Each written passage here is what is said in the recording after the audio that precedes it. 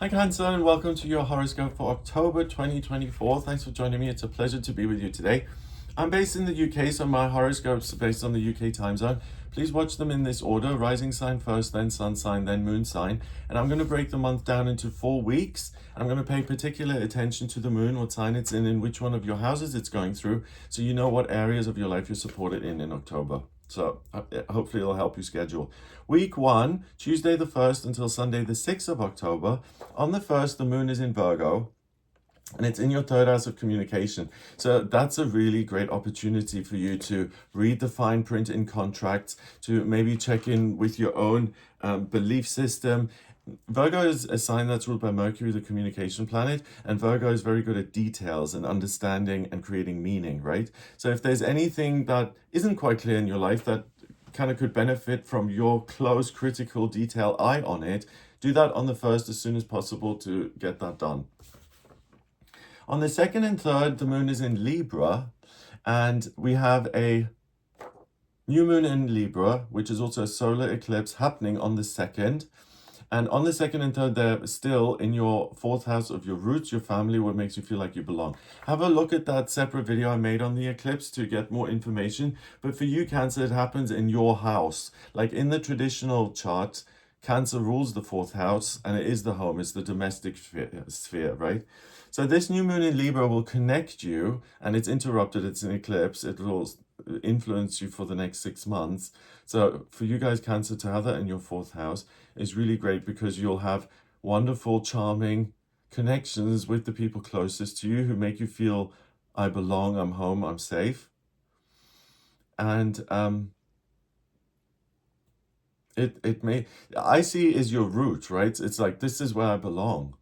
So if you want to make any changes, if you want to expand who you call family in your life, if you want to meet someone who's going to become like family, not only are the 2nd and 3rd of October good for that, but for you guys, the next 6 months, congrats.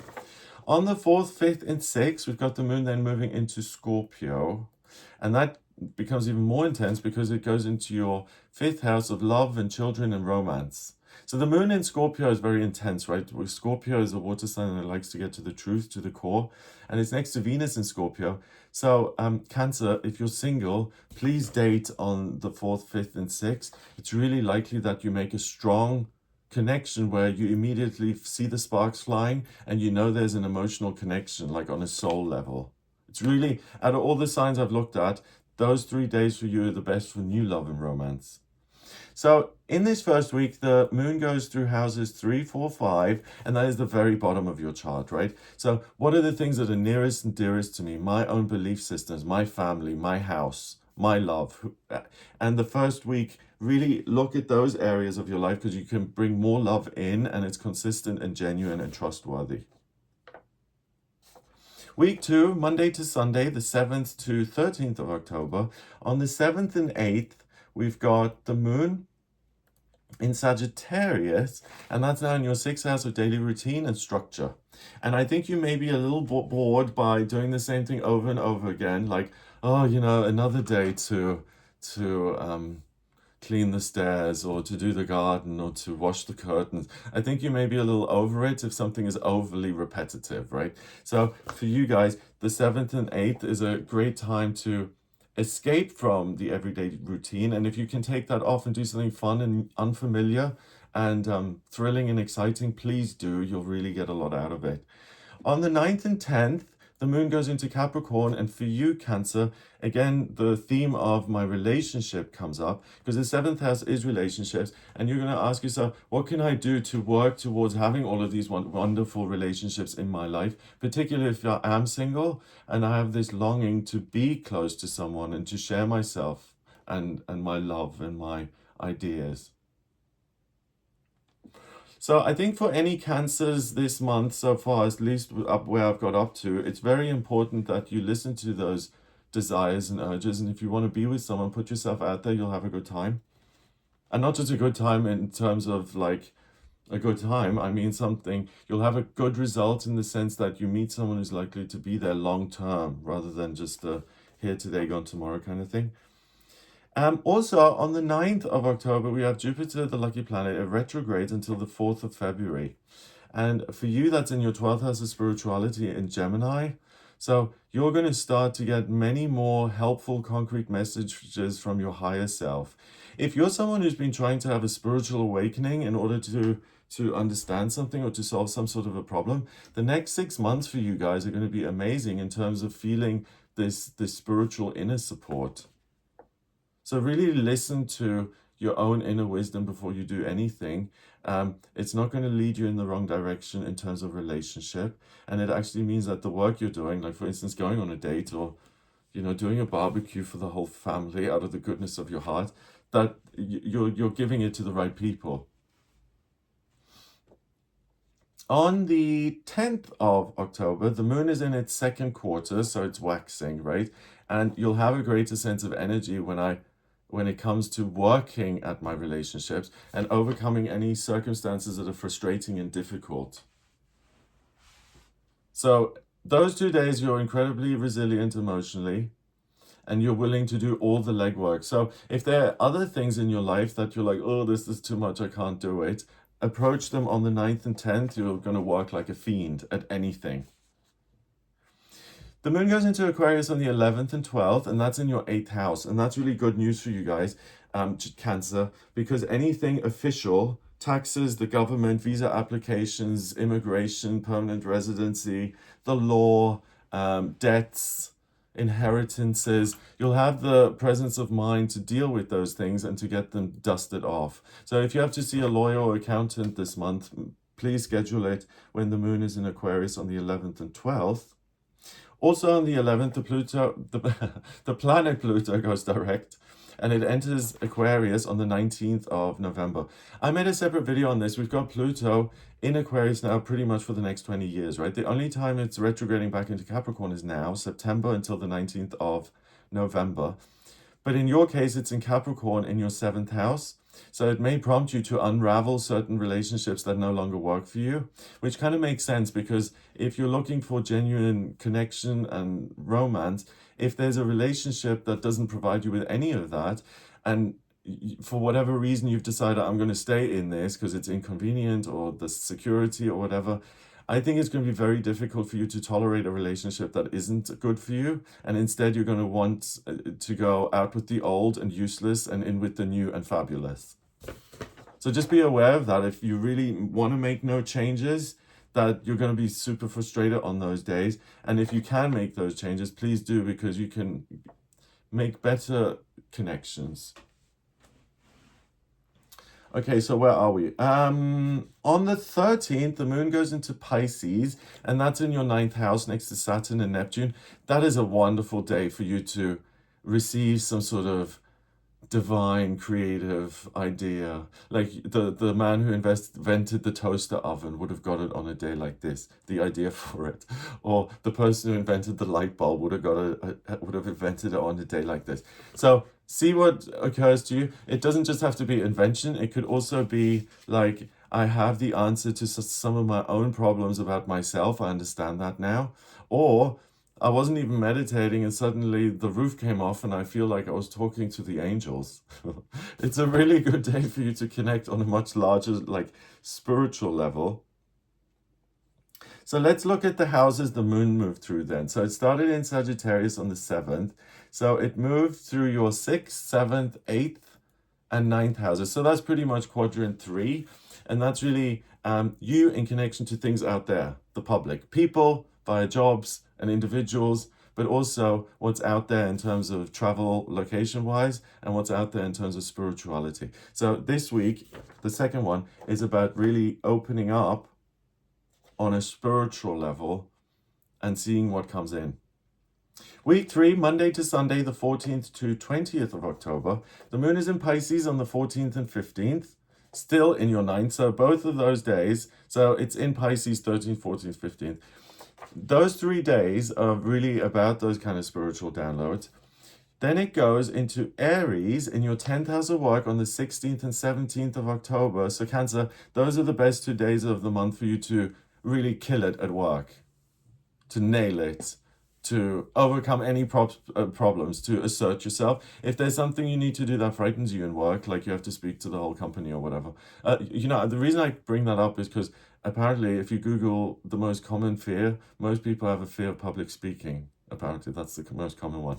But also if there are blocks in your career and you haven't been able to overcome them, like you know you deserve a raise because you've taken on more work, but you don't want to talk to the boss, it makes you nervous. Those kind of things, face those head on the 16th and 17th, and you'll be able to smash something out of your way that's kept you stuck or smaller or away from what you really want and deserve. It's also a full moon in Aries on the 17th, and for you guys that happens in your 10th house of career. So the full moon is when the moon lets go of all of its energy and we are really showered by it and we really feel it. So you're going to have the oomph and the self-willed kind of relentlessness of Aries, and it shows up in your career, which means that you can heal things that have disappointed you in that area in the past. It may also be that you get an idea of, hey, I could do my own business. And if something like that comes in, really pay attention, it'll work out. Okay, so then we have Taurus. We have the moon going into Taurus after that, into your 11th, and into your 11th next to Uranus. And I think, Cancer, those are going to be really good days for you financially.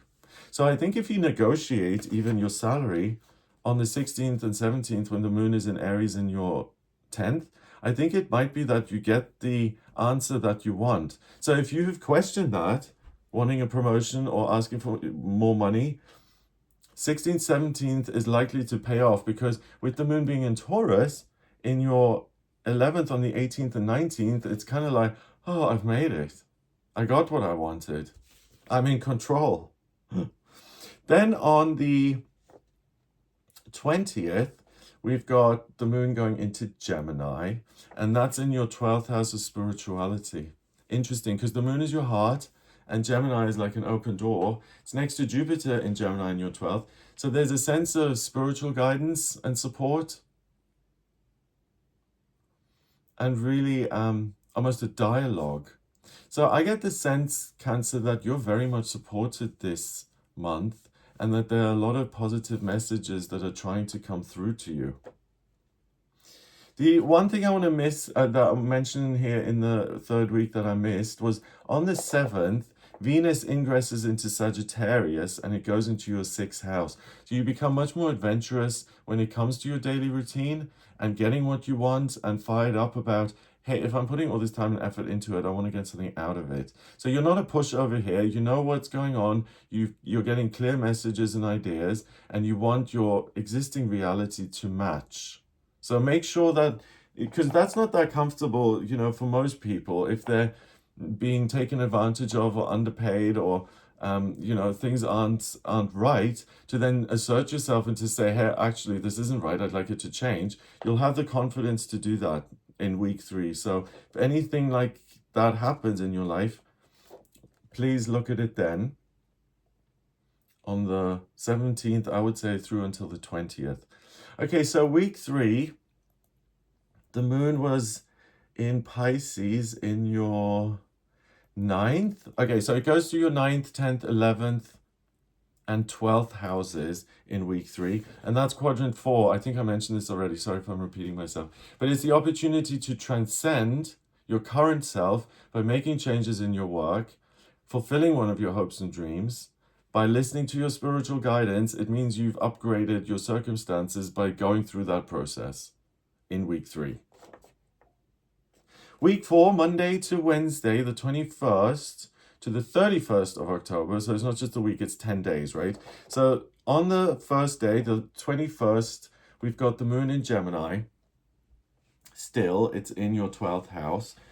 Then it goes into Cancer in your sign on the 22nd and 23rd. And that's a day where you feel very connected to yourself, but you may have a little bit of frustration about not performing as quickly as you would like. So on those 2 days, be kind of patient with yourself. On the 22nd, we've got the sun going into Scorpio. And again, it does that in your 5th house of romantic relationships. So from the 22nd of October, relationships become even more important. On the 24th and 25th, the moon then goes into Leo, and that's in your second house of money. So that's another great day where you may have an idea of how you can create a separate income on your own. Or it may be that you receive good news from an existing job that you've got, an existing position, and good news in the area of finance, so that maybe you can, make a future purchase that you wouldn't have considered. It's a good day for money, 2 days for money, 24th and 25th. On the 24th as well, the moon is in its fourth quadrant, so it's waning away to become a new moon on the 1st of November. And that is in your second house. So it's almost like the ambition to have more, to earn more, to create more is amended or mitigated because you've already got some good news in that area, as in it's been fulfilled. So those 2 days look really good for you in terms of your finances. Good for you guys. Then we've got the moon going into Virgo on the 26th, 27th, and 28th. And that's in your third house of communication. So again, any legal stuff, any studying that needs to be done, any organizational stuff, accounting, taxes, bills, getting your affairs in order, getting prepared for the future. These 3 days are excellent for that, because on the 29th, 30th, and 31st, the moon then goes into Libra in your fourth, and you're going to be more interested in some time off and spending time with loved ones and people you care about. So the houses we've moved through in the fourth week are houses 12, 1, 2, 3, and even 4. Oh yeah, it's 10 days. Okay. So it's that's the first quadrant pretty much. So it's, how do I see myself? What am I doing to create more of an income for myself? I've listened to my higher self, my guides, and I've spoken up and been confident. That's why this has gone so well. So that by the end of the week, with everything being in Libra, you can then go home and enjoy your relationships and tell everyone the good news. So Halloween for you, I think, is going to be a really fun time where it's like, hey, I got a lot done in October. I improved my finances. I made one or several of my hopes and dreams come true. Well done, me. Let me celebrate at Halloween.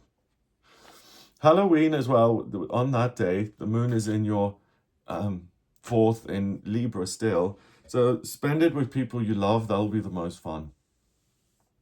So I hope that gives you an idea of what you'll be working with here in October. If you'd like a personal reading with me, please get in touch via my website, gregoryscott.com. On the front page, click on Book Your Reading to order your reading with me. And I need your place of birth, date of birth, and time of birth to draw up your birth chart. If you don't have the time, then order a chart rectification with me, please. That's a process where I work out your time of birth. Check out some of my other videos. I do videos on the eclipses, the new moons, the full moons. And I also do a daily tarot reading on the channel. So please become a member of the channel if you want to listen to me every day. I'm there every day. So I hope you have a great October, and I'll speak to you soon. All the best.